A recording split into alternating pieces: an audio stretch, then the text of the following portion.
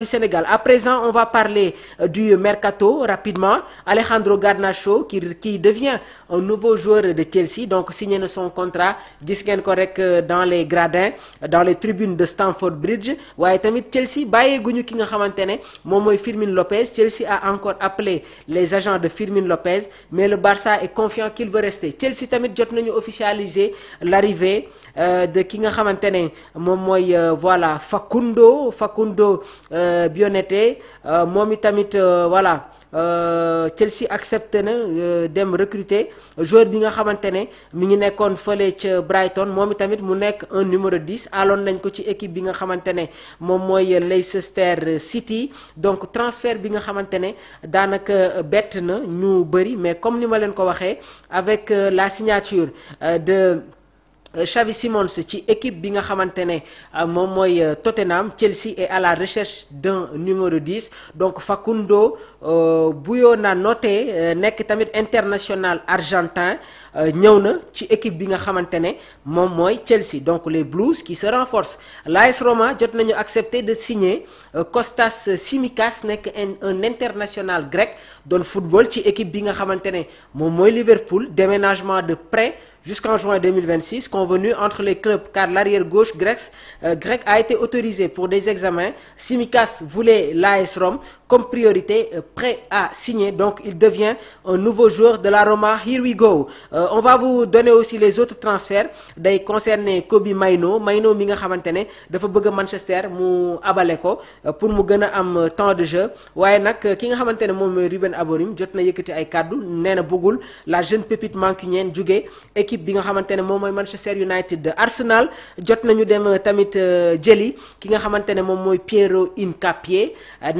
nekk tamit international équatorien doon football ci équipe bi di Bayer Leverkusen. un accord en place pour 52 millions d'euros de frais plus 10% de vente car Hincapié voilà moom il ne voulait que le déménagement fële nga xamante ne moom mooy ca Emirates Stadium ba. donc nouveau défenseur entrant ndax Jakub Kiwior nekk international polonais moom dem na fa li nga xamante ne moom mooy Porto ñi ngi ko jëndee lu toll ci 27 millions d'euros convenu aujourd'hui. donc un transfert officialisé. alors à présent on va tamit terminer rapidement ak li nga xamante ne moom mooy les matchs de l'équipe nationale du Sénégal. donc trêve bi daanaka gars yi suñu footballé samedi dimanche joueurs yi dinañu commencer rejoindre la tanière à partir voilà de dimanche soir. donc lundi matin le groupe les joueurs vont arriver dans la tanière. donc dinañu nekk en phase de préparation. Sénégal war a jouer déjà ak équipe bi nga xamante ne moom mooy Soudan. suñ fa jugee ñu war a dem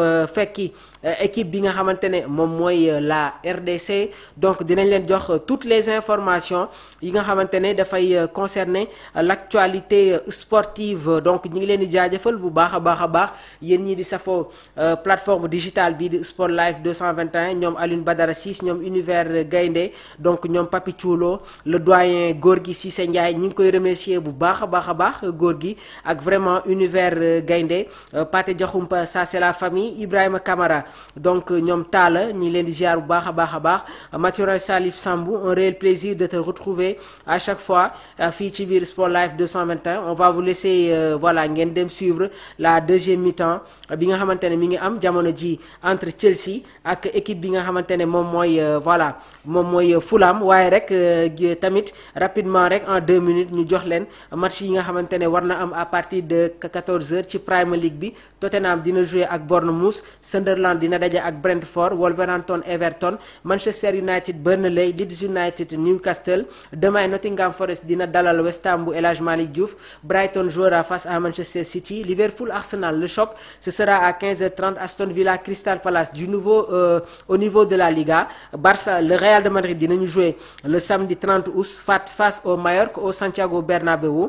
le FC Barcelone dinañu dem fekki le Rayo Vallecano de Pathé Ciss. Villarreal bu Pape Alassane Gueye dina jouer dimanche ak le Celta Vigo. démb AC Milan moo gagné sur le score de 2-0. donc voilà match yi nga xamante ne war na am dans la Série A ay match yu am solo Bologne comme Parme Atalanta Napoli Cagliari Pise AS Rome demain Genoa Juventus Torino Fiorentina Inter de Milan l'Udinese Lazio Rome Hellas Verona en Ligue 1 donc le Paris Saint-Germain dinañu dem fekki Toulouse voilà l'Olympique de Marseille Olympique Lyonnais ce sera demain à partir de 18h45 mu nekk tamit li nga xamante ne moom mooy l'Olympico Monaco bu Lamine Camara dina dalal Strasbourg Lille bu Antoine Mendy ak Yann Diouf dinañu dem fekki Le Havre Paris FC dina jouer ak FC Metz. Alors en Bundesliga il y a les chocs donc le Bayern Leverkusen dinañu dem fekki le Werder de Brême Borussia Dortmund demain dinañu jouer ak Union Berlin donc Augsbourg dina dem jouer ak équipe bi nga xamante ne moom mooy Bayern Munich donc mu nekk les chocs yi nga xamante ne di ngeen ko mën am sur les autres championnats donc di leen souhaiter tamit bu baax a baax un très bon week-end di leen remercier bu baax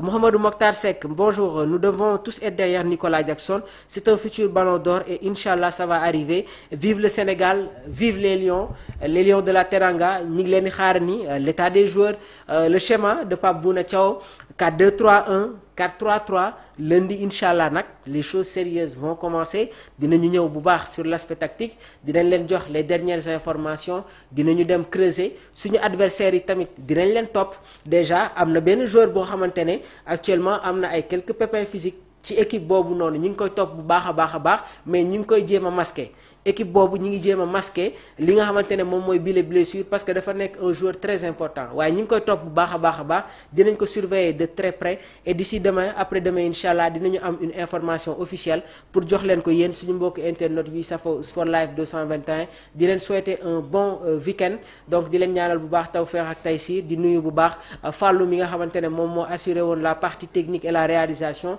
Mamour Diobaye à la présentation donc ñi ngi leen di jaajëfal bu baax merci beaucoup